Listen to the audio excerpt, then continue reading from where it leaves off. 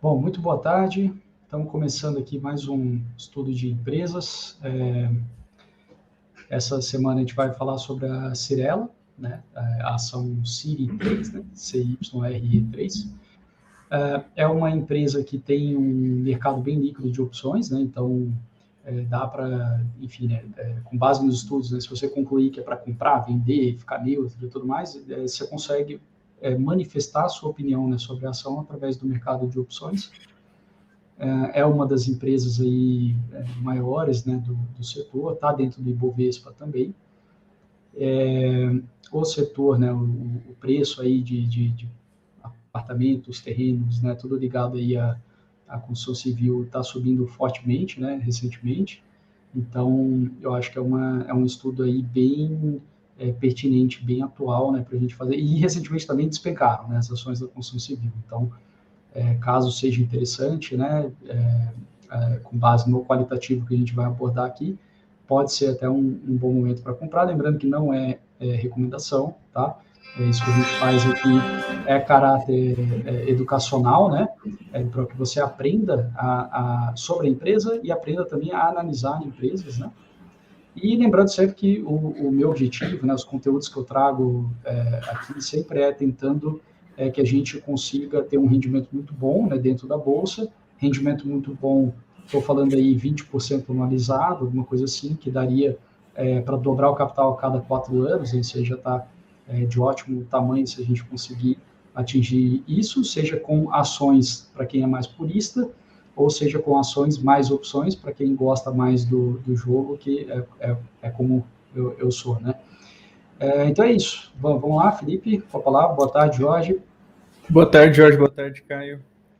Bom, o motivo principal dessa live é a gente entender se a construção civil vai acabar, se a gente vai ter uma retração, porque recentemente a gente viu uma alta elevação na taxa de juros, elevação nos preços dos materiais de construção, inflação, teve o caso da Evergrande também. Então a gente vai tentar responder essa pergunta de como está o setor da construção civil, fazendo um mapeamento, analisando a Cirela, que é uma das maiores empresas de construção civil mais antigas do Brasil, uma das mais bem-sucedidas também. Então a gente vai fazer dessa maneira. E então nessa live a gente vai mostrar como está o setor de construção civil no país, quais são as suas projeções sob a ótica do investidor, com possibilidade de investimento, e a gente vai fazer isso mapeando a própria Cirela, tá? Bom, como eu Importante comentei, falar, pode a falar. Cirela é boa pagadora de dividendo, né? Isso às vezes é um critério para muita gente, então não é toda empresa que é boa pagadora de dividendo que é interessante se ter, né? Mas caso você que está assistindo, né, gosta de dividendos, mais um motivo para você assistir hoje. Bom, então com a pandemia de 2020, né, a gente sabe que os bancos centrais do mundo inteiro injetaram liquidez no mercado, então por meio de compra de títulos públicos, por meio da redução agressiva da taxa de juros, isso trouxe um cenário muito favorável para as construtoras, para o setor imobiliário em geral. Então a gente hoje vivenciar um pouco do ano passado uma espécie de pequeno boom imobiliário que isso favoreceu muito esse tipo de empresa. Então, o que a gente vai tentar falar aqui é: será que esse boom acabou? Vem retração por aí? O ciclo de alta da taxa de juros está voltando de forma muito agressiva, com o Copom aumentando 1 ponto percentual a cada reunião. E como que fica as ações desse tipo de empresa? Bom, primeiro, se você puder colocar aí minha tela, Caio. Posso. Aí, tá lá. Então, primeiro, por que a gente escolheu a Cirela, tá?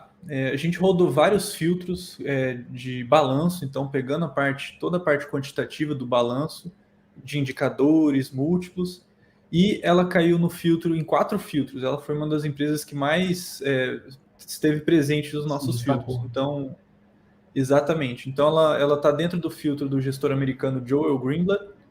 Ela está dentro do filtro de dividendos, ela é uma ótima pagadora de dividendos, inclusive um dos melhores yields do mercado no último ano.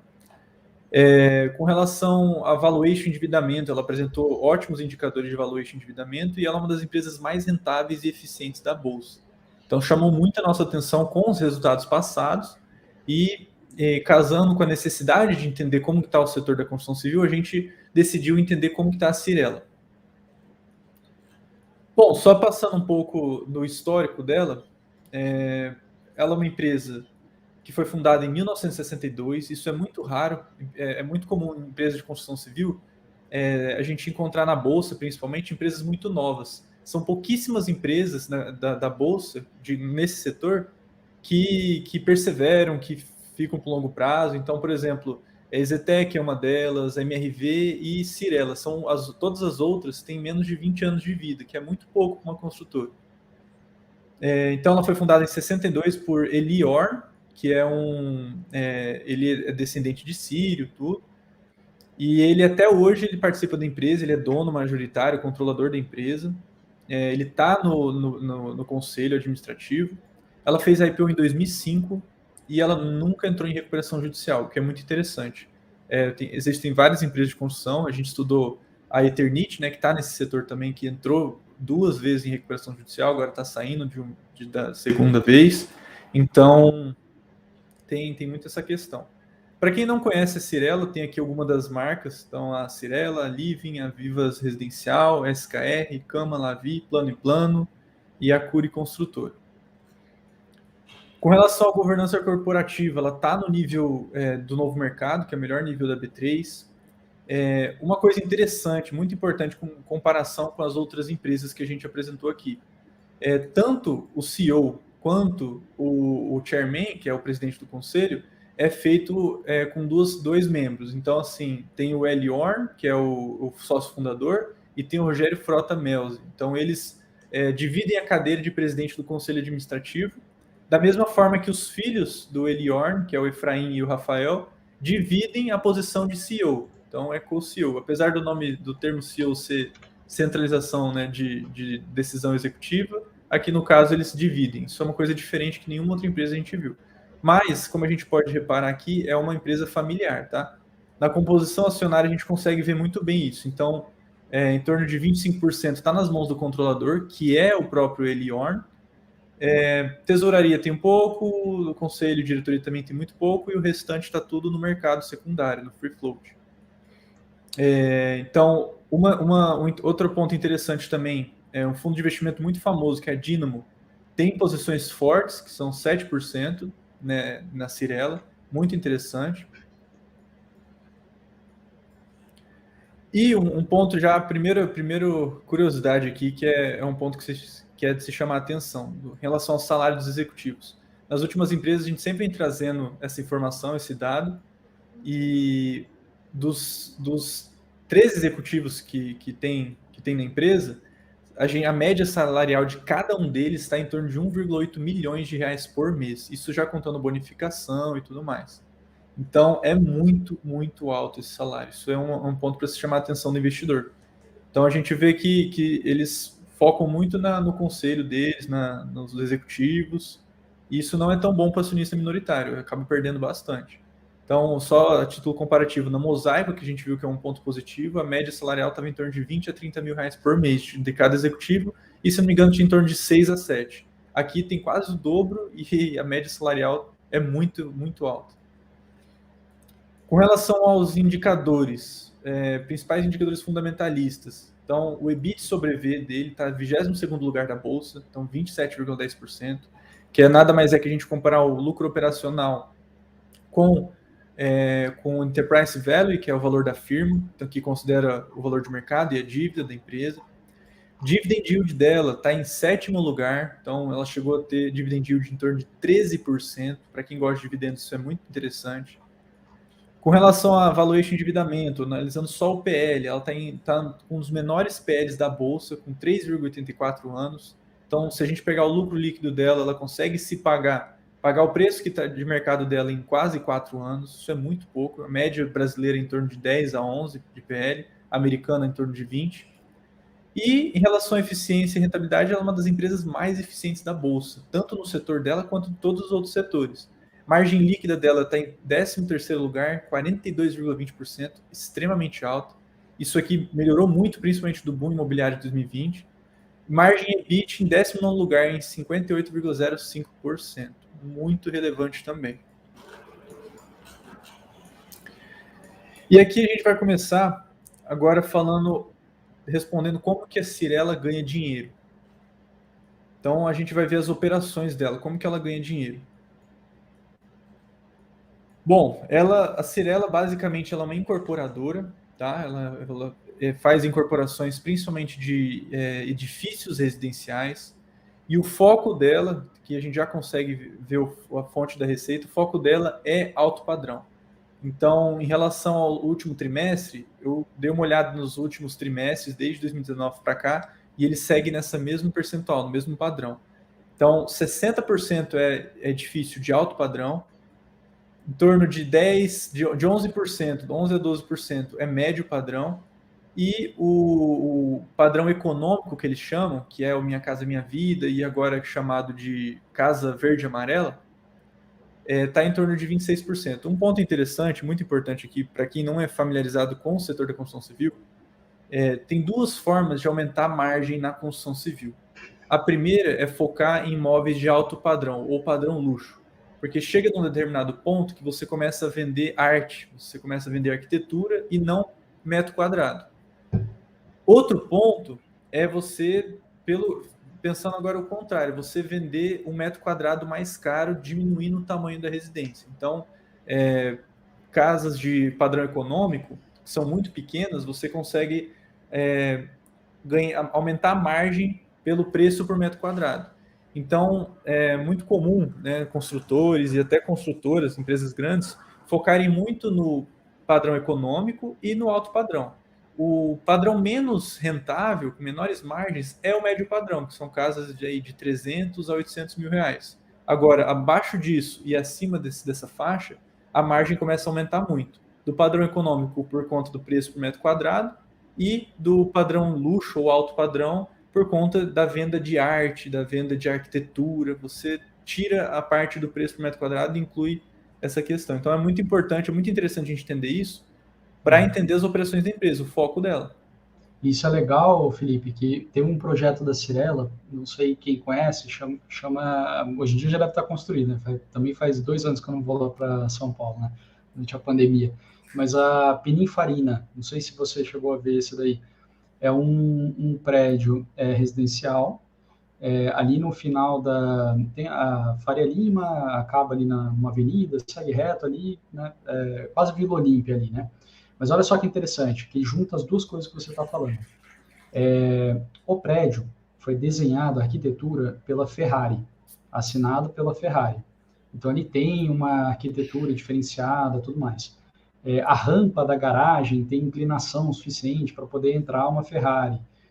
Cada apartamento tem não sei quantas vagas e tal. Só que o apartamento, não me lembro mais de cabeça a metragem, mas é tipo assim, sei lá, 70 metros quadrados, tipo 90 metros quadrados, assim, algo que você nunca diria que um alto padrão teria essa metragem, sabe? Uhum. Então, é juntando exatamente as duas coisas que você está falando, né? Que metragem legal. Baixa e arte, né? Venda de arte. E foi sucesso, vendeu um monte, tá? E foi lançado, eu arriscaria aqui, talvez 2018, uma coisa assim. Nossa, bacana, muito bom. O outro ponto, que em relação até ao que o Caio comentou, o foco dela sempre foi, desde 1962, sempre foi São Paulo. Depois de alguns anos, ela conseguiu diversificar a ponto de focar um pouco no Rio de Janeiro e na região sul, mas ainda o foco dela o know-how dela está dentro de São Paulo. Então, mais de 50% dos lançamentos da empresa vem da região de São Paulo. Então, ela divide as operações dela em 4, que é a Cyrela, que foca nos padrões luxo e alto padrão. Tem a Living, que foca no médio padrão. Tem a CVA, que foca no padrão econômico, que é o Minha Casa Minha Vida e Casa Verde e Amarela. E tem as operações que ela chama de demais, que são os loteamentos, que ela entrou recentemente nessa questão dos loteamentos, e prestação de serviços em geral, que são administração de carteira de recebíveis de alguns sócios, corretagem de vendas, administração de obras e administração de condomínios. Mas são as operações que ela apresenta no balanço. Mas o foco dela sempre está na Cyrela, que é o padrão luxo e alto padrão, onde vem a maior parte da receita, onde vem a maior parte do lucro, e mais para frente eu vou mostrar certinho quanto que está dividido esse quantitativo. Com relação às características de processo de produção, como que ela faz para ganhar dinheiro dentro da construção civil? Então, a primeira etapa é a aquisição de terrenos. Então, existe uma análise de dados técnicos, meteorológicos, mercadológicos, pesquisa de mercado, então compradores em potencial, eles conversam com alguns compradores, incorporadoras locais, eles fazem análise de outras empresas que estão na região, principalmente fora de São Paulo, que eles estão adentrando faz poucos anos. Quando eu falo poucos anos, é de 15, 10 anos para cá, isso é pouco para uma construção, principalmente a Cyrela, que faz edifícios que demoram normalmente 4 anos, 3 anos para ser construídos. Eles analisam empreendimentos comuns na vizinhança, faz aquela análise de oferta de demanda local e analisa muito, que isso aqui é um dos principais indicadores para a incorporação, que é a renda média local. Existe uma análise financeira, as aquisições dos terrenos está condicionada à obtenção de licenças e aprovações regulatórias, então eles focam em terrenos que eles consigam ter essa obtenção de forma mais rápida. Claro que de município a município isso muda, questão burocrática, mas eles não pegam terrenos que às vezes o dono está com certidão negativa ou existe processo de inventário junto, eles focam em terrenos que eles conseguem andar mais rápido com os processos regulatórios. E que mais para frente eu vou falar, um ponto importante da empresa é a possibilidade de realizar permuta. Então, ao invés de eles desembolsarem um valor muito grande para comprar um terreno, eles conseguem fazer acordos de permuta. O que é isso? Tem, por exemplo, um proprietário de um terreno bem localizado, que se ele está numa região interessante para a Cyrela, ao invés de ela desembolsar um valor grande para fazer essa aquisição, ela consegue negociar com o proprietário de pegar aquele terreno, troca de 5 unidades da construção, do edifício. E é interessante essa permuta, que é muito bom para a empresa, porque a gente tem ciência de que o mercado de construção civil, as empresas de construção civil, um dos grandes problemas é o alto capital de giro. Então, quando tem uma variação econômica muito grande, quem está muito alavancado, quem está muito posicionado em bancos de terrenos ou em construções, acaba perdendo muito dinheiro. Então, a diminuição do capital de giro é muito saudável para todas as empresas de construção. E a gente vê que a Cyrela, depois eu vou mostrar dados mais específicos, ela consegue cerca de 68% dos negócios com banco de terrenos por meio de permuta. Isso é muito bom para a empresa, que ela consegue garantir bons terrenos, bem localizados, ter estoque para poder gerenciar e construir no momento correto, principalmente por conta que a construção civil é cíclica, e ela faz isso sem desembolsar um grande capital. Então é uma estratégia excelente para a empresa e por isso que ela também continua construindo margens fortes, resilientes e está aí até hoje na bolsa, tudo, e entregando lucro para os acionistas. Aquisição de terrenos em troca de unidades a serem construídos, que eu expliquei, não desembolsa caixa e possibilita a empresa acessar um número maior de projetos simultaneamente. Uhum. A segunda etapa é a elaboração do projeto. Então, eles trabalham muito no conceito. Cada projeto tem que ser único. É lógico que exceto o padrão econômico, mas aqui a gente está focando bem na fonte da receita dela, que é o alto padrão, que é o padrão luxo. Então, existem engenheiros, arquitetos e corretores trabalhando juntos nessas operações. Então, existe desenho panorâmico, desenho de interiores, elaboração de planos de execução de projeto, escolha de material de construção, elaboração de planos de negócio orçamentário, pesquisa e teste de preferência de compradores em potencial. Tudo isso eles fazem antes da etapa de construção, porque normalmente o pessoal confunde muito a incorporadora com a construtora. A construtora, ela constrói com capital próprio e vende. A incorporadora, ela acaba criando desenhos, projetos, vendendo na planta, antes da construção. Então essa é a grande diferença. A Cyrela é incorporadora principalmente. Pesquisa e teste de preferência de compradores em potencial, que eu comentei, então ele tem muito esse feedback do próprio público, então eles conseguem ajustar o imóvel com base na preferência do público. Na incorporação isso é uma vantagem.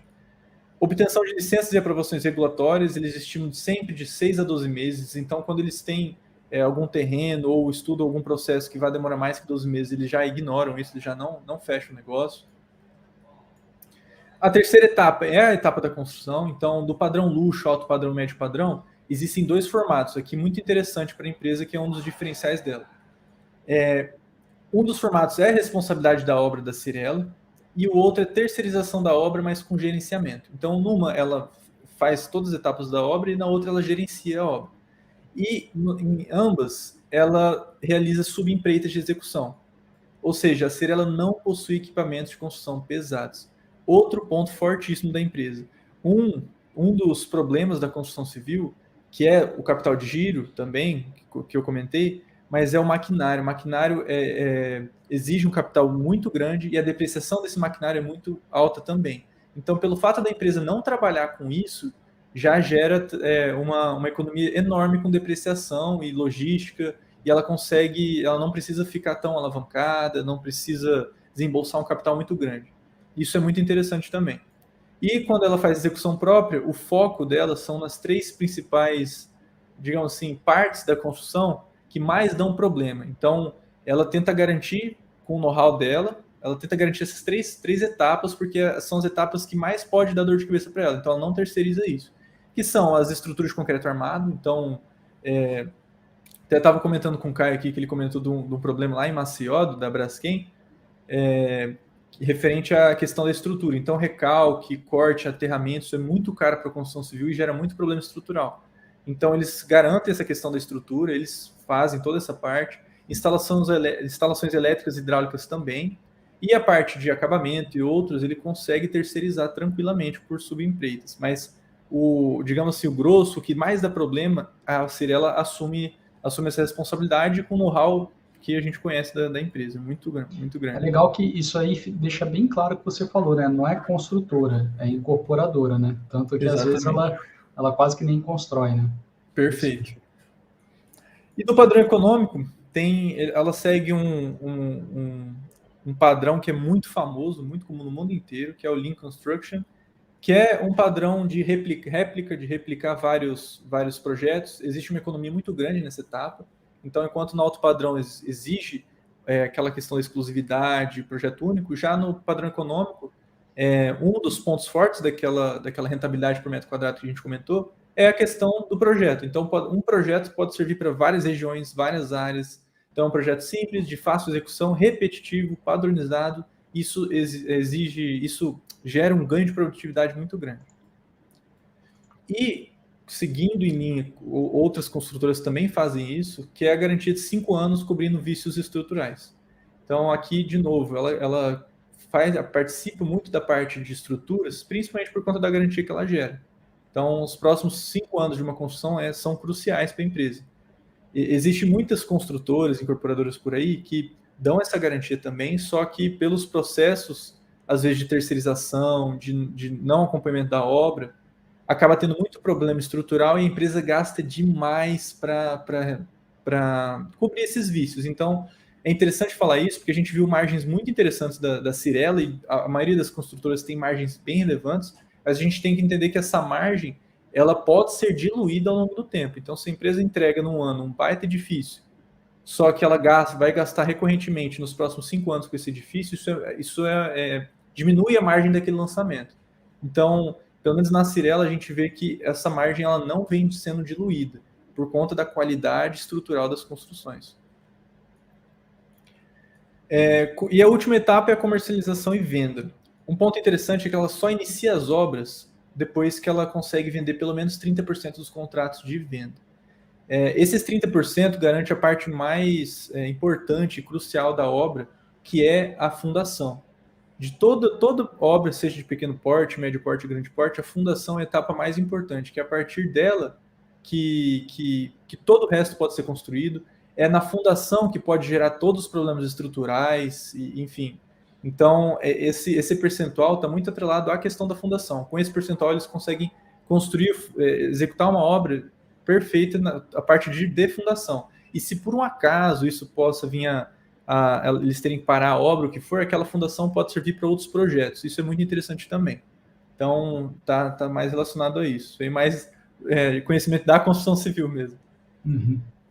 E ela ela tem essas vendas, né, e comercialização é realizada pela própria corretora da empresa, que é a Seller, e também para algumas independentes, normalmente regionais. Então, quando ela atinge uma região que seja o Rio de Janeiro ou a região sul, ela, além dela vender por conta própria, mas ela também terceiriza essa venda para imobiliárias locais que já têm um know-how na área e tudo.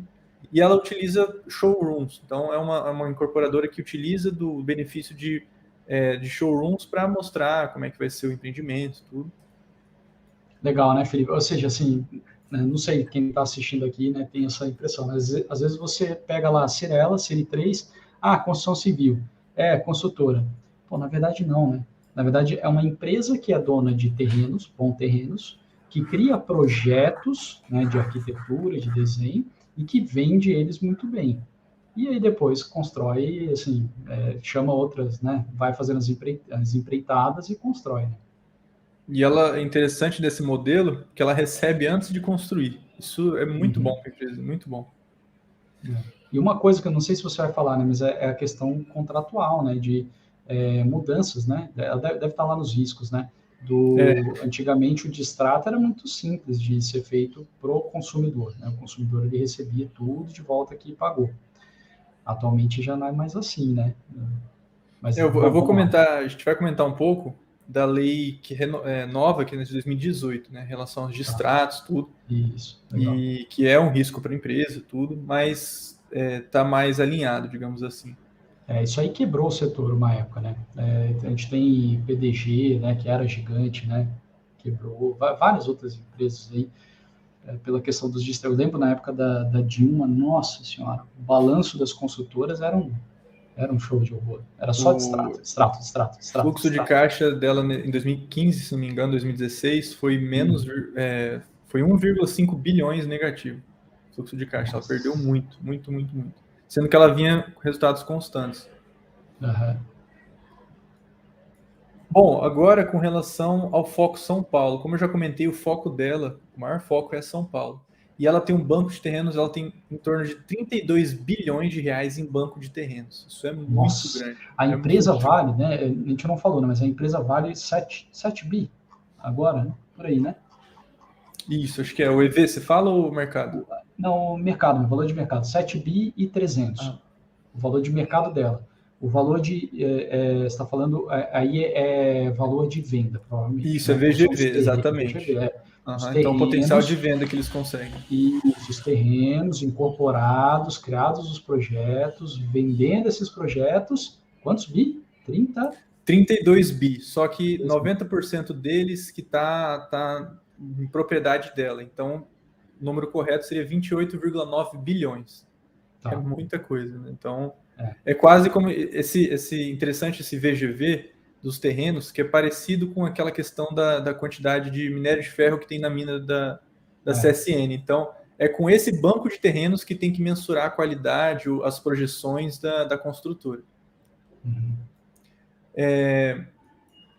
Distribuição por segmento, né? O alto padrão é o mais relevante em termos de preço, tá? Então, 26 bilhões são em terrenos de alto padrão. É lógico que em quantidades pode ser mais equilibrado, só que em termos financeiros, a maior parte está no alto padrão. A região, interessante aqui, a região está mais em termos de valores. Está mais no Rio de Janeiro, ele está atacando outras regiões, então a região do Rio de Janeiro agora está vencendo, então a gente já pode entender que projeções para o futuro, ela ainda vai continuar focando em São Paulo, mas Rio de Janeiro está aumentando a participação. E aquela questão que a gente tinha comentado do caixa, né, a forma de aquisição. 68% de todo esse valor está por meio de permuta, ou seja, ela não teve que desembolsar bilhões para fazer essa aquisição. Então, dentro desses 28,9 bilhões, a maior parte delas de pagamento está em promessa de unidades vendidas. Então, isso é muito interessante também. Só 32% foi em caixa. O foco dela é São Paulo, a segundo escalão do foco é Rio de Janeiro, aí ela está atacando outras regiões também, que é Belo Horizonte, Vitória, Porto Alegre, Curitiba, Recife, Belém e Salvador. Ela não tem em outras regiões. Mas a gente sempre, quando olha para a Cirela, a gente tem que olhar sempre São Paulo e agora Rio de Janeiro também.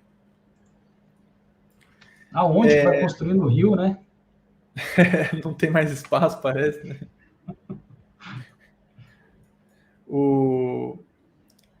Enfim, aí só para concluir mesmo, o foco da empresa, quando a gente pensa em Cirela, isso é muito importante, pessoal. Quando a gente pensa em Cirela, a gente tem que pensar que é uma empresa que incorpora edifícios residenciais em zonas urbanas nobres. Ponto. Esse é o foco dela, essa é a fonte da receita. Ela foca muito nesse tipo de empreendimento. Então, médio padrão, médio alto padrão e alto padrão. Ela entrou recentemente no segmento de incorporação de loteamentos residenciais, mas representa menos de 1% da receita. A fonte da receita dela é exatamente o lançamento de edifícios residenciais a partir de incorporação imobiliária, que é o que eu comentei. E aqui a gente pode olhar um pouco dos números. Então, lá em cima a gente comentou de como é que funcionam as operações dela. Então, ela divide em 4, que é a Cirela, que é padrão luxo e alto padrão, a Living, que é médio padrão, a CVA, que é o padrão econômico, que é Minha Casa Minha Vida e Casa Verde e Amarela, e os demais que entram aquelas outras operações que são pouco relevantes. E a gente pode perceber aqui que, em relação à receita, a parte de médio de padrão luxo e alto padrão é 50% do resultado dela. Em relação ao lucro, também segue a mesma linha. E o médio padrão está em torno de 30%. E, novamente, o médio padrão 2020, mesma coisa também. É interessante que a questão do lucro e da receita ela é bem próxima aqui. Mas, focando na receita, que é o mais interessante que a gente vai olhar, os resultados da empresa, 50% está em alto padrão e padrão luxo. 30% está em médio padrão e o padrão econômico que eles estão atacando, né, eles estão agindo há pouco tempo, está crescendo bastante e está em torno de 18%. Tanto que em 2018 a gente pode ver que eles não utilizavam desse setor, desse segmento. Mas agora eles estão entrando forte nessa questão do padrão econômico, principalmente por conta da mudança também, desse Casa Verde Amarela novo.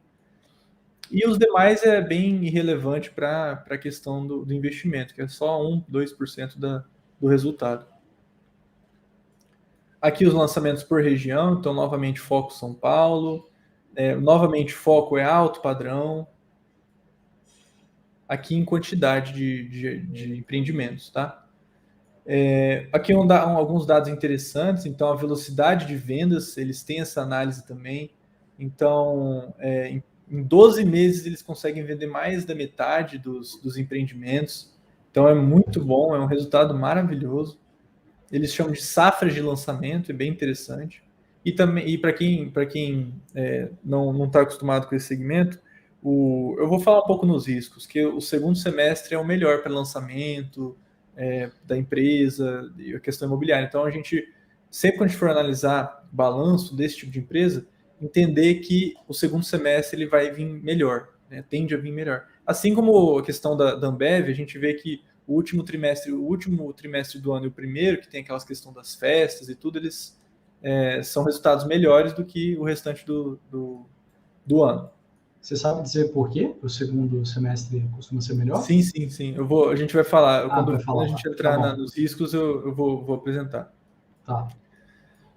Bom, e aqui um dos principais perguntas que o investidor tem que saber da empresa, tem que saber a resposta, é qual que é o diferencial dessa empresa que a gente vai investir. Então, se você está pensando em investir em qualquer tipo de empresa, qualquer tipo de ativo, é importante você entender qual que é o diferencial dela, porque esse diferencial pode gerar uma vantagem competitiva durável, essa vantagem competitiva que vai rentabilizar o seu investimento, o seu patrimônio e vai te enriquecer. Então, eu anotei aqui alguns diferenciais da Cirela com relação às outras construtoras. Primeiro é o banco de terrenos bem localizados. Além dela ter um VGV de bancos de terrenos muito alto, ela também tem terrenos muito bem localizados. Então, se tratando de São Paulo, ela é uma das empresas com melhor know-how na região. Ela tem terrenos lá de vários anos, ela foca muito na região de São Paulo, o know-how dela lá é muito, muito grande, principalmente nas regiões nobres, e o fato dela fazer permuta ajuda muito nessas aquisições. Outro ponto também, que é um diferencial da empresa, como eu já comentei aqui, ela está desde 1962 no mercado. É raríssimo a gente encontrar construtoras, incorporadoras que estão há mais de 30 anos atuando no mercado. A gente já viu várias e várias empresas falirem por conta do setor de construção civil ser muito cíclico. Existe essa troca o tempo todo, são pouquíssimas ações na bolsa que conseguiram ter essa longevidade. Outro diferencial é o foco no padrão luxo e alto padrão, aquela questão que a gente comentou, ele vende arte, melhora a margem por metro quadrado. E aqui um ponto interessante, com relação ao aumento da taxa de juros. Na verdade, eu vou deixar isso aqui para comentar no final. Tá. Mas é bem interessante essa questão, que vai responder aquelas perguntas iniciais que a gente comentou. Então, eles focam em edifícios, edifício melhora muito a margem, então, em vez de você fazer um loteamento numa região grande, né, vou dar um exemplo de Alphaville, esse tipo de condomínio, que é uma região bem grande e você vai construir casa por casa. O edifício, você dilui muito o preço do terreno, mesmo que o terreno seja caro, você construindo um edifício, né, vários pavimentos, você consegue melhorar demais a margem por metro quadrado. Então, esse é outro diferencial da empresa, ela foca muito em edifícios de vários pavimentos. Então, aproveita e também aproveita muito o banco de terrenos que ela tem. Então, esse banco de terrenos que a gente comentou não são aqueles terrenos planos de várias extensões, são terrenos menores, mas muito bem localizados e capazes de receber uma construção de um edifício de vários pavimentos. Outro diferencial é a subempreita, que a gente comentou. Então, ela não possui equipamento de construção pesada. Isso reduz muito o gasto com depreciação, que é um dos maiores gastos de empresas desse setor. E ela tem um dos piores. Ah, tá. E o que eu comentei, um dos piores gastos da construção civil é esse gasto com maquinário, depreciação e esse tipo de coisa. A maior parte dos terrenos, né, falando aqui dos bancos de terrenos, está em permuta, 68%. Diminui a necessidade de alto capital de giro, que também é um dos fatores que acarreta na quebra desse tipo de empresa. Então, isso, toda essa combinação que a gente falou justifica e mostra para a gente o porquê que a Cyrela está há tanto tempo nesse setor e por que ela ainda sobrevive. Eu até comentei com o Caio, antes da gente começar a live, que eu acreditava que a Cyrela ia mostrar algum diferencial, como a gente vê, por exemplo, no McDonald's ou na JHSF. Para quem não sabe, a JHSF foca muito em alto padrão, também assim como a Cyrela. Tem umas diferenças, que não foco tanto só em edifícios residenciais, mas ela também tem uma linha de aeroportos e Serviços. principalmente de serviços e principalmente de restaurantes. Essa linha de restaurantes, normalmente, ela é uma linha não cíclica. Então, em épocas de baixa da construção, esse segmento de alimentos dela, de restaurantes, faz com que ela não tenha tantos prejuízos ou até lucre um pouquinho em baixas da construção civil. McDonald's, a mesma coisa, né? É uma empresa, maior parte da receita imobiliária, não é de venda de hambúrguer mesmo, mas ela utiliza da venda de hambúrgueres e refrigerantes, né, da marca McDonald's, para segurar os ciclos da construção civil. Então é bem interessante. Agora, aqui na Cyrela, a gente não vê isso, a gente vê simplesmente uma empresa com um know-how muito grande, com margens aceitáveis, muito boas, por conta do processo que ela trabalha dentro da própria construção civil. Então, o foco dela é 100% construção civil, mas a gente vê que ela ataca as melhores margens, ela foca no ouro, não é mesmo? Então, é bem interessante isso. Falar dos riscos agora, Caio? Vamos. Bom, pessoal, agora falando dos riscos da empresa, né? Voltado principalmente para análise de uma possibilidade de investimento, tudo. O primeiro ponto é a volatilidade no preço dos materiais de construção. Isso altera demais os orçamentos e altera muito a rentabilidade dos projetos. Às vezes, um planejamento de um projeto que demora 4 anos para ser construído, por conta de uma variável que é o preço do material de construção, a rentabilidade dela pode vir a zero ou até a tomar prejuízo. Esse agora é um grande alerta, né? Perfeito. A variação cambial entra também nessa questão. Escassez de mão de obra qualificada. Isso aqui é um problema generalizado brasileiro. Não sei se o Caio tem familiaridade com isso, mas eu que sou da área de engenharia civil, é muito sabido na nossa área que a produtividade dos trabalhadores da construção civil aqui no Brasil é uma das piores do mundo, sendo que o Brasil tem uma das melhores tecnologias de construção do mundo. Então, assim, é um país que é muito avançado na construção civil em relação ao cimento, ao concreto armado, esse tipo de coisa, só que a mão de obra é uma das piores. Então, assim, uma das piores mãos de obras do mundo. Tem uma métrica lá que é de pedreiro, né, de assentamento de tijolos, é uma métrica bem simples, tudo o do brasileiro está em penúltimo, assim, de todos os países do mundo. É bem complicado isso. Então, a empresa manter bons funcionários, com bons salários, tudo é um ponto interessante. Sofre impacto direto do nível de emprego, disponibilidade de renda das famílias, taxa de juros e disponibilidade de crédito. Eu vou tratar um pouco mais à frente. Deixa eu ver aqui. Não, dá para mostrar agora.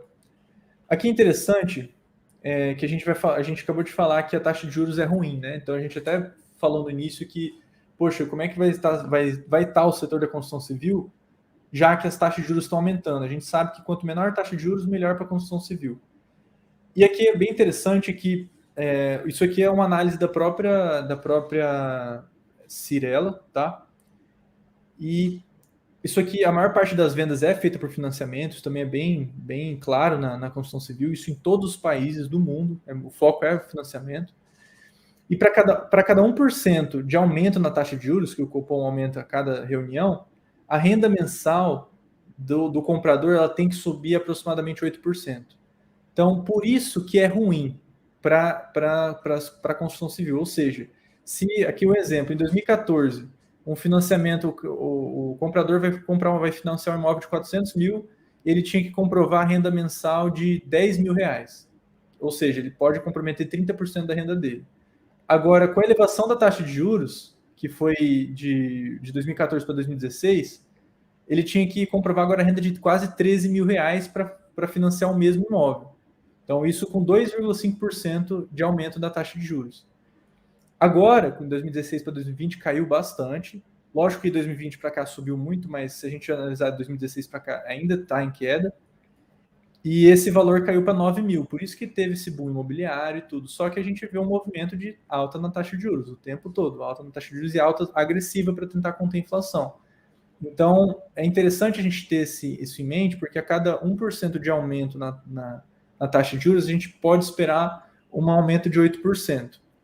E aqui um insight interessante é que, se a gente analisar a renda familiar, né, passando de 10 mil para 12 mil, e hoje está em 9 mil, e aí aumenta, sei lá, mais 2%, então vamos considerar que aumente mais para, sei lá, 10, 11 mil reais. Pelo fato da Cyrela tá atuando num padrão luxo, num padrão alto padrão, mesmo que aumente muito as taxas de juros, por conta dela estar atacando muito esse padrão alto, ela acaba se protegendo um pouco dessa elevação. Lógico que tem um limite, vai chegar um ponto que até os mais ricos da população brasileira vão sofrer por conta desse aumento, mas até lá a margem da Cyrela, nesse sentido, ela é maior do que empresas que atacam, por exemplo, focam muito no médio padrão ou baixo padrão.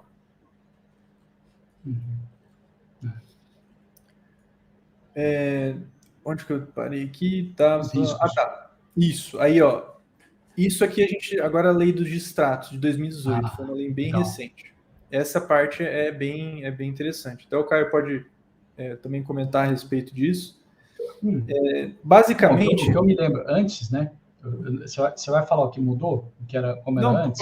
Pode falar. Assim, o que eu sei de antes era o seguinte: você comprava um apartamento na planta e a qualquer momento, não quero mais. Você ia lá, fazia o distrato e a construtora, a incorporadora tinha que te devolver. Isso não era, né? Claro, isso é no papel, né? Na prática, não era assim. Você ia lá, falava com a consultora, não. Aí você puxava o advogado. Puxou o advogado, aí a consultora vinha igual, né? Mansinha, né? Então peraí, vou te dar outra unidade de um outro. Aí começava a negociação, né? Para não ter que ir na justiça. Se fosse para a justiça, ia devolver tudo e acabou. Então o que acontecia, né? Várias pessoas compravam, né, para investir ou para morar, mas sem medo. Gostei do projeto, você acabou, pum, me dá. E a correção, né, era via INCC, então é o Índice de Inflação da Construção Civil. Ainda é até hoje. Tá. E aí você só tinha que tomar cuidado com isso. Então, quando chegou, né, começou a vir aquela era Dilma, aí o pessoal começou, né, a ter cuidado, né, mas a população média brasileira não tem instrução nenhuma, apesar deles, né, terem o foco no alto padrão, né, mas eram muitos projetos, e a Cyrela, de novo, né, a Cyrela passou bem, né, por isso, né, não é ela que é mais atingida, são as outras, principalmente as que pegam classe média e classe baixa. E aí o brasileiro, né, não fazia conta, comprou na planta, e a inflação veio. E aí não fazia o menor sentido. Você tinha um apartamento na planta, que valia, você ia pagar para a construtora, né, quando acabasse o projeto, você ia pagar 2 vezes mais do que aquele mesmo apartamento estava no mercado. Então, aí quando chegava ali, né, no final da construção, o pessoal conseguia ver claramente, né, o quanto ia pagar e o quanto valia, aí foi a enxurrada, era todo mundo pedindo distrato. E as construtoras, elas reportavam, né, cada venda como lucro, então, vendi, pum, entra no balanço como lucro. E, de repente, aquele lucro de tempos passados, entendeu, que era lindo, começou a sumir do balanço das empresas. Então, rolou-se uma reprecificação, né, das construtoras na Bolsa de Valores, foi um sangue louco, né? E aí algumas quebraram. Então, eu me lembro bem da PDG, que a PDG era muito grande, mas tem outras que... Mas foi isso, assim, na época da Dilma. Então, você tinha uma correção muito grande pela inflação, levando a preços absurdos, quem tinha comprado na planta, e uma facilidade que era quase que injusta mesmo para a construtora, que você podia pegar e falar, a inflação veio, né, o preço ficou ruim, agora me devolve. E a construtora tinha que devolver. Era isso que era antes da mudança aí das leis. Né? E agora, com relação a isso que o Caio falou, a principal mudança da lei dos distratos, né, que ocorreu em 2018, é que essa situação que o Caio comentou, né, o comprador só pode pedir distrato se caso a construtora entregar o projeto 180 dias depois da data programada. Então, ele só tem esse direito de pedir o distrato quando a incorporadora, a construtora, entregar o projeto atrasado em mais que 180 dias, ou seja, período aí de 3 meses, é isso? Não, perdão, 6 meses, né? Uhum, então, se ela entregar 6 meses atrasado, ele tem direito de pedir extrato. É interessante, houve uma melhora grande, mas é muito comum, tá? Uma obra, principalmente desse tamanho, desse porte, atrasar 6 meses. Aí o que as construtoras estão fazendo, né? As incorporadoras?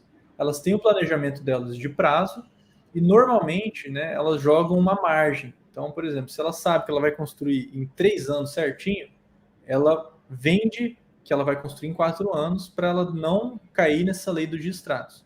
E isso só vai ser válido para contratos assinados após dezembro de 2018. Ou seja, se você comprou um imóvel na planta, desse caso que o Caio comentou, e antes de dezembro de 2018, você ainda tem a chance de acionar um advogado, de pedir o distrato, esse tipo de coisa. Mas todos os lançamentos vendidos após dezembro de 2018 já entra nessa nova lei dos distratos, tá? Isso é interessante, que igual o Caio comentou antes, as empresas eram obrigadas, pela justiça, a pagar de volta ao comprador quase a totalidade do montante pago. Então, isso era muito prejudicial para a empresa. Isso ainda vale, se ela atrasar mais do que 6 meses, ela vai ter que devolver provavelmente tudo que o cara pagou. Se o comprador pedir, né, acionar a lei dos distratos, ele tem direito a receber a totalidade do valor, se caso essa obra atrasar 6 meses ou mais da data prevista pela incorporadora. Tá bom. Eu tenho uma interpretação sobre o momento que a gente está agora, tá? E essa questão dos distratos, mas eu vou deixar lá para o final, quando for dar minha humilde avaliação.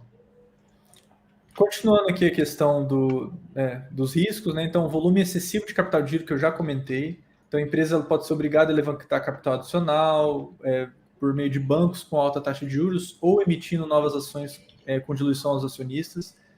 Isso aqui é muito interessante, isso aqui é bem, bem importante, principalmente para o acionista, a gente que quer ser sócio de empresas da Bolsa. Quando a empresa necessita de um alto capital de giro, como são as construtoras e incorporadoras, mas a gente viu que a Cyrela consegue diluir muito bem isso, frequentemente essas empresas elas precisam levantar um capital adicional muito grande. Em se tratar de capital de giro, que é menor que 12 meses, né, um intervalo de 12 meses, isso tem que ser muito rápido.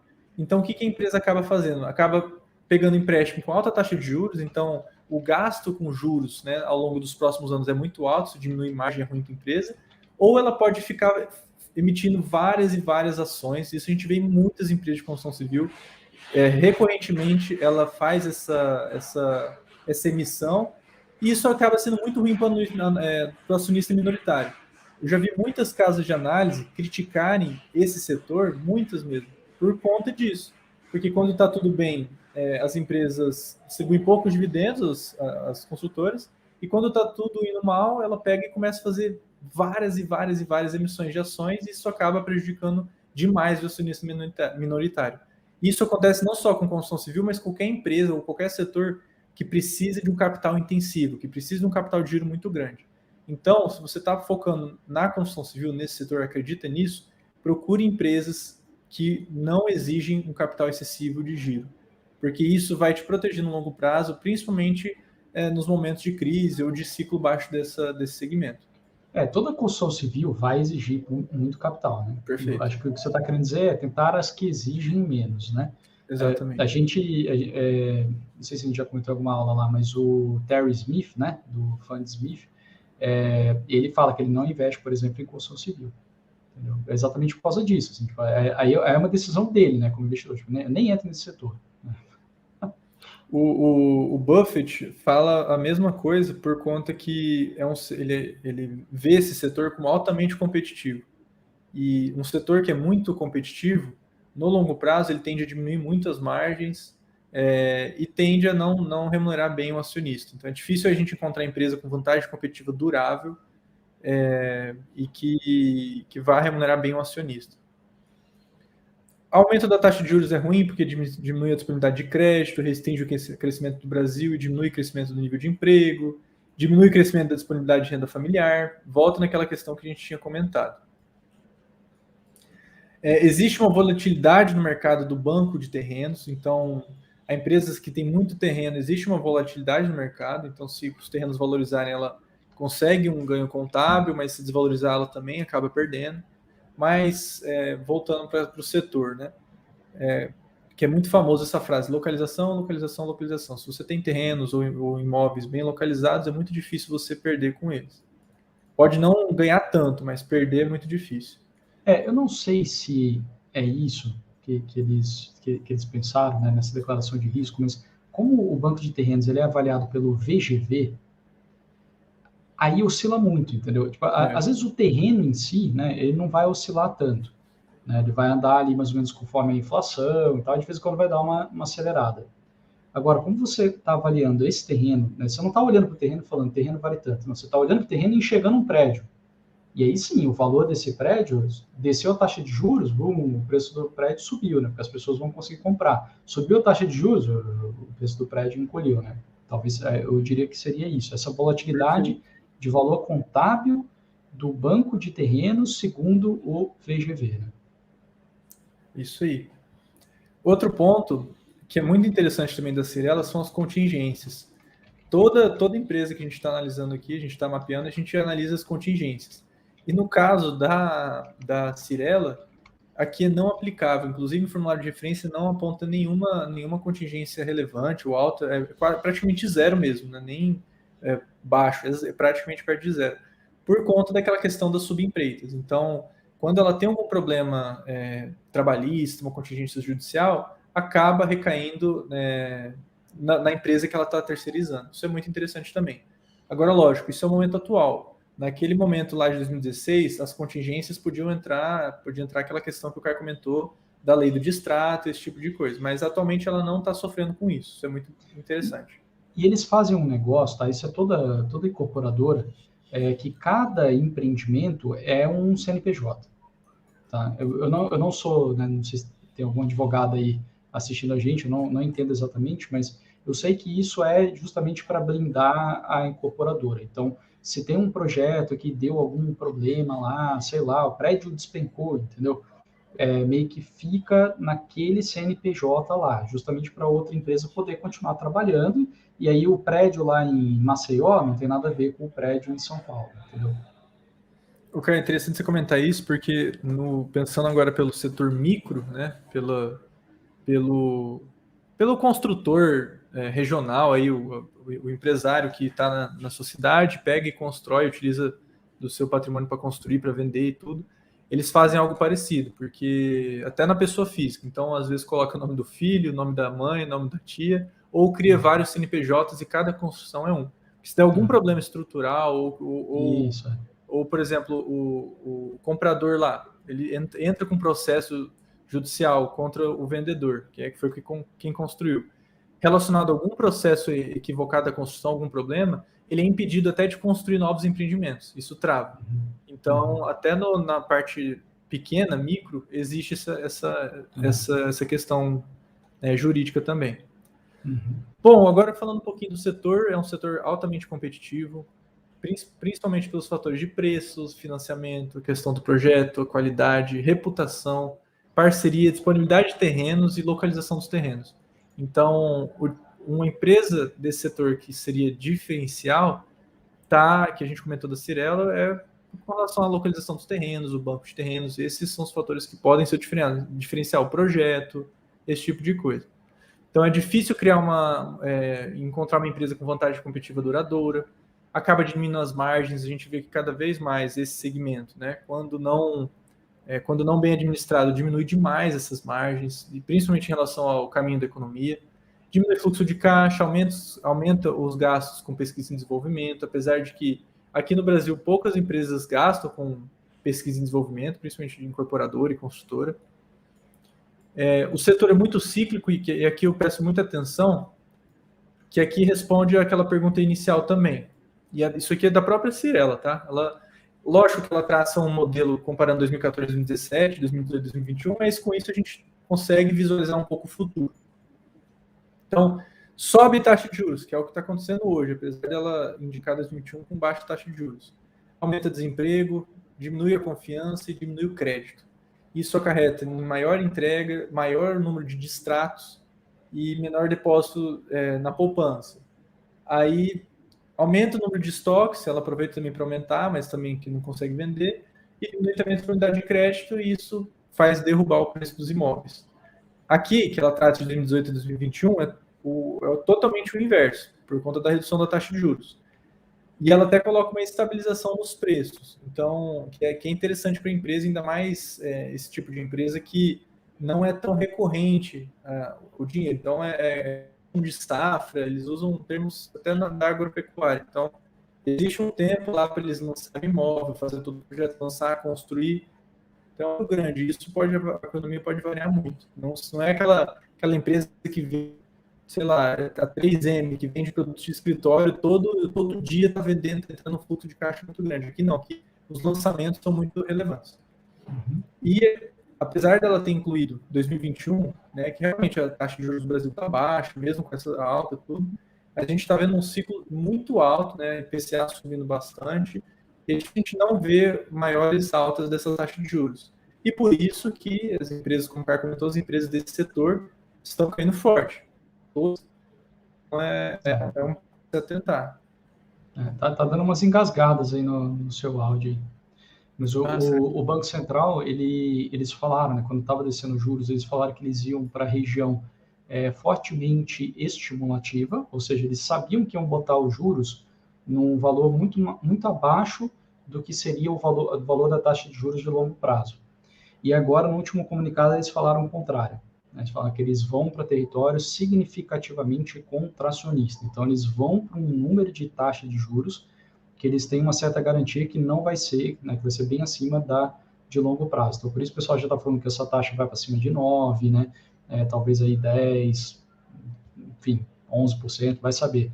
Né, sendo que a taxa de longo prazo, imagino que eles têm na cabeça algo como talvez uns 6%, alguma coisa assim, só para a gente ter uma ideia. Então, a gente está indo, sim, estamos no meio deste ciclo de alta de taxa de juros, que ainda não acabou e vai continuar, essa taxa ainda vai subir mais, né?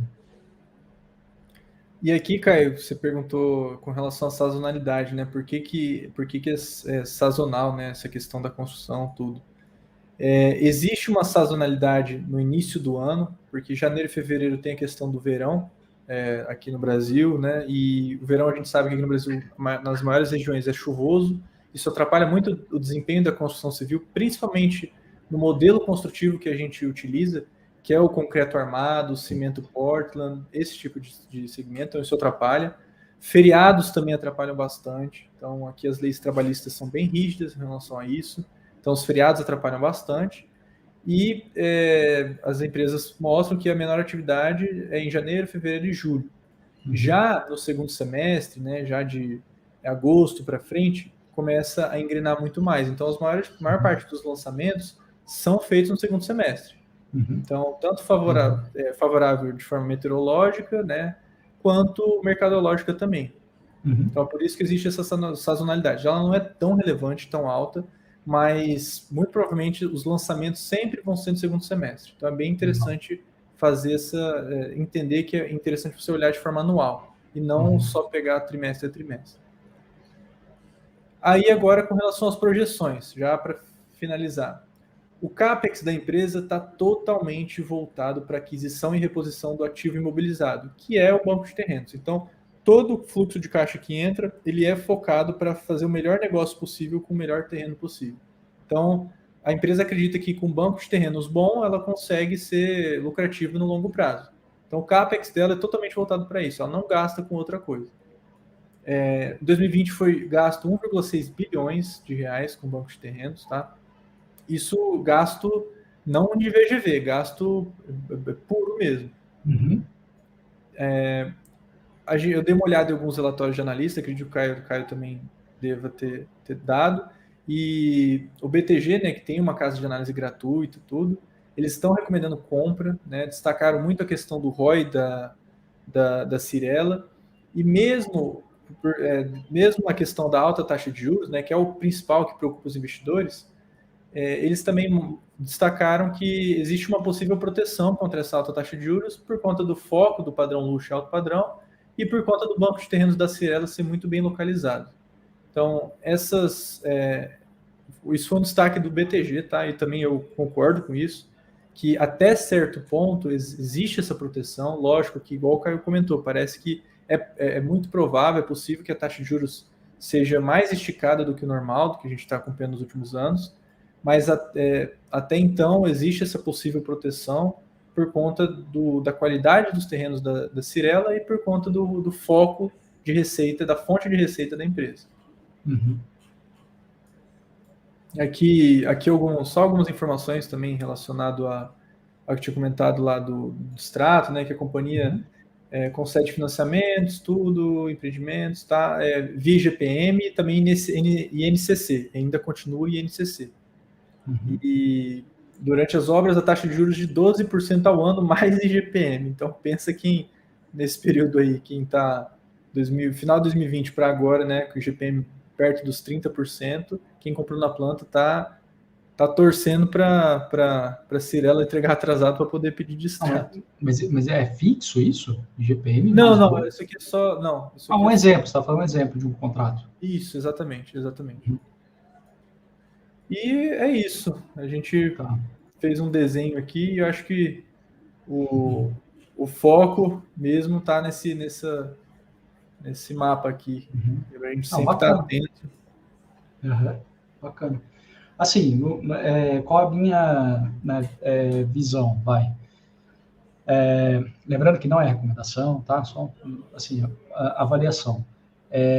Compra de terreno por permuta, eu acho bem interessante, mas eu tenho a impressão que ela não tem muito a ganhar com valorização de terreno, né? Porque, na verdade, você meio que travou aquele terreno, mas ele é seu, mas não é seu. Assim, você vai entregar com unidades, né? Você vai pagar com unidades. Só que aí, se o preço do terreno subiu, né, porque a construção civil melhorou e tal, as unidades que você vai vender também subiram, entendeu? Então, eu penso, a compra de terreno com permuta é como se fosse uma sociedade, entendeu? Eu vou te dar X% do meu lucro, como se fosse isso.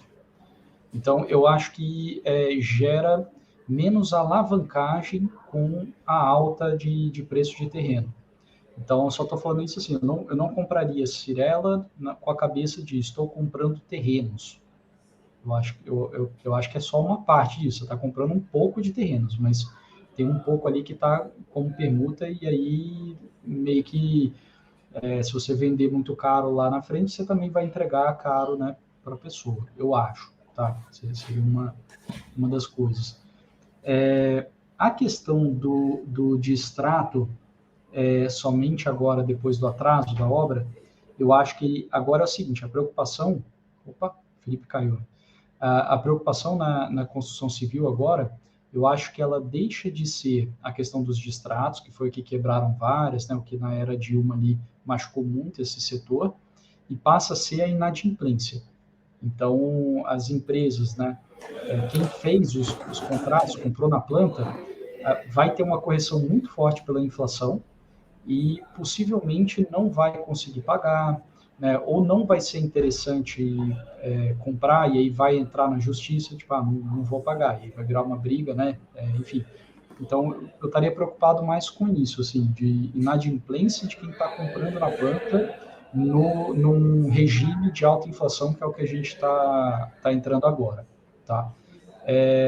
Que mais? O aumento de material de construção civil, isso é algo também que me preocupa. Por quê? Porque agora, como essa questão do distrato é só por atraso, então a construtora ela vai ficar numa situação muito apertada, muito desconfortável, que é o seguinte: ou eu acabo a obra pagando o material no preço que for, ou eu atraso 6 meses e vou ter um monte de distrato. Entre a escolha dos dois, né, ela vai ficar fazendo conta, onde que eu perco mais, né? Onde que eu perco menos, né?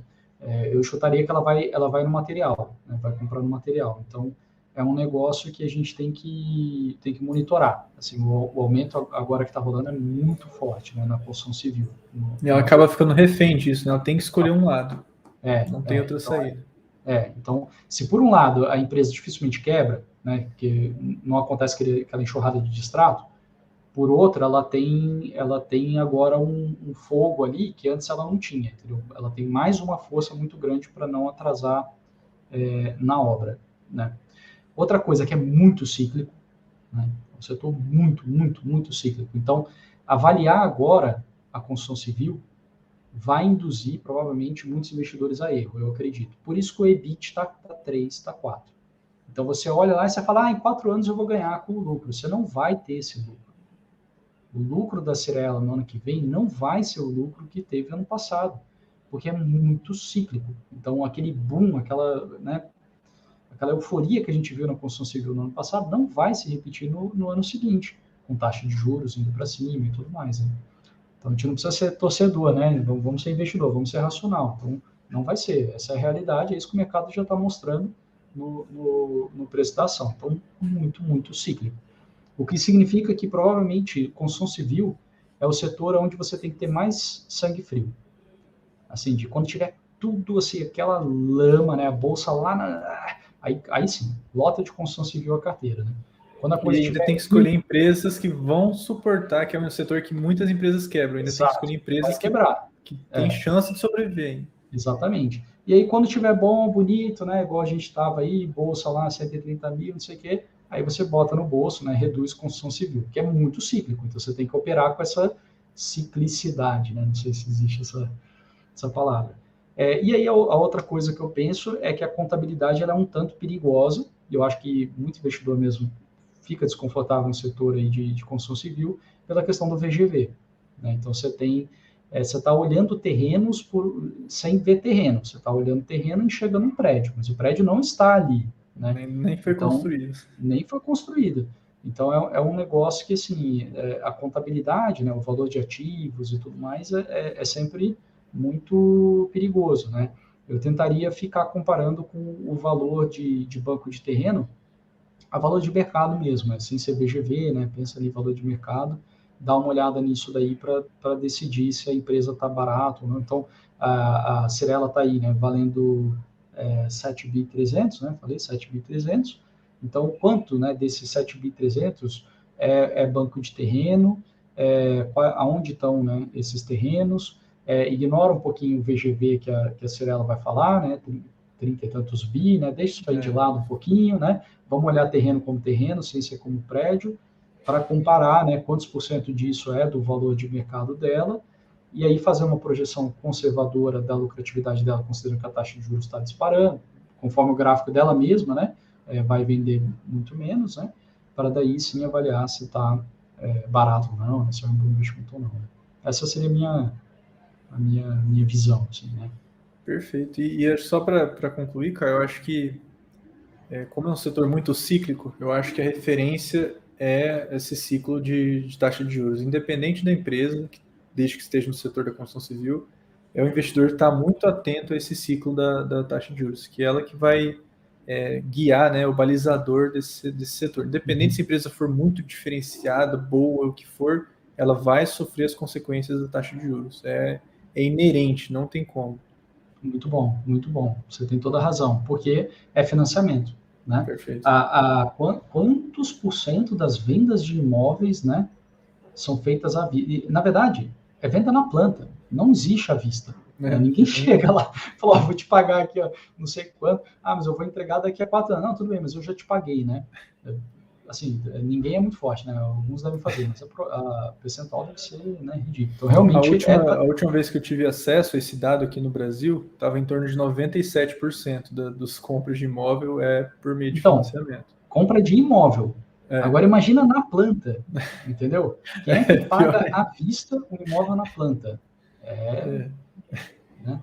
Então, realmente taxa de juros na veia, e aí tem que pensar várias coisas, né? Como, por exemplo, a inflação que a gente está agora. Então, aí é política monetária. Então, o investidor de Cirela, ele vai ter que aprender política monetária, que é o quê? Né? Você tem uma inflação, ou seja, os preços estão subindo, o Banco Central tem que subir a taxa de juros para dificultar o consumo, para frear a atividade, ter menos pessoas comprando e aí o preço parar de subir. Né? Não precisa também cair, né? Ser uma deflação. Ninguém quer deflação. Só quer parar que o crescimento seja muito rápido e aí ficar mais estável ou ter uma inflação dentro da meta. Qual que é a meta? 3%, né? 3, 3,5%. Então, essa é a meta de crescimento de preços do Brasil. A inflação que a gente está agora, ela é uma inflação muito pela oferta. Então, aí a gente está entrando no campo econômico, né? Mas, basicamente, é o seguinte, os preços estão subindo porque a matéria-prima está subindo, porque não tem semicondutor, porque aquela extração de minério, né, eventualmente foi parada por causa do Covid. Então, a gente tem vários problemas de oferta. Então, a alta da taxa de juros agora, ela vai ter um efeito de contração na atividade, na minha opinião, mais lento do que na Dilma. Tá? Então, essa é a minha opinião, Caio. Tá? Vários gestores, investidores, pessoas podem pensar diferente. Mas eu acredito que a gente está indo para uma alta de juros que não será de pouco tempo. É isso que eu estou querendo dizer. Tá? Porque o Banco Central, basicamente, ele está subindo porque é o que ele tem nas mãos. Mas não é onde está o problema. O problema não está no consumo. As pessoas não estão comprando mais imóveis do que deveriam. Não estão. O problema está na oferta. E ele está atacando com algo que vai mexer muito na demanda e não na oferta. Então, por isso, eu teria muito cuidado. Eu acho que a gente está indo aí, talvez, para taxas de 10%, 11%, 12%. A gente não sabe, a gente vai ter que ver. Mas talvez isso não fique pelo tempo que a gente ficou com a taxa de juros baixa, por exemplo, né? Bateu 2% ali, a gente ficou quanto tempo ali na taxa de 2%? Né? E a real estava negativa ainda, né, aqui no Brasil. Não deu nem para sentir o que é a vida, a taxa de juros de país desenvolvido, né? Já perdeu aquilo lá. Agora, na taxa de juros de país subdesenvolvido, eu acho que a gente pode ficar um bom tempo ali. Então, são coisas para se considerar. Acho que você tem total razão. Investimento, no caso, na Cirela, na construção civil, taxa de juros na cabeça. Perfeito, isso aí. Legal, beleza. Valeu, Felipe. Qualquer dúvida aí que você tem, eu sei que está assistindo a gente, pode entrar em contato aí, deixar um comentário no YouTube, a gente lê, se quiser mandar por e-mail, meu e-mail contato@caiomatias.com. Se quiser também pelo Instagram do Felipe, qual que é, Felipe? Felipe Pettini, com 2 Cs. Pettini, e o meu é Caio Matias BR, né? No final, né? Isso, exatamente. Beleza. Mas é isso, pessoal. Obrigado, hein? Valeu, Caio. Obrigado pela disponibilidade aí. Tchau, tchau, pessoal. Obrigado. Tchau, tchau.